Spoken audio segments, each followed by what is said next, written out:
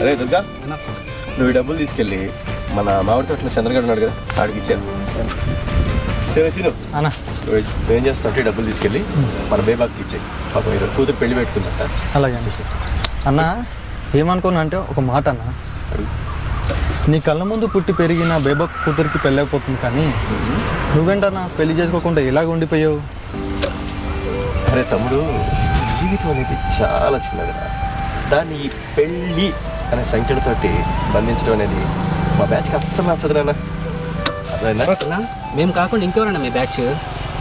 సరే మనం వాజ్పేయి గారు సగం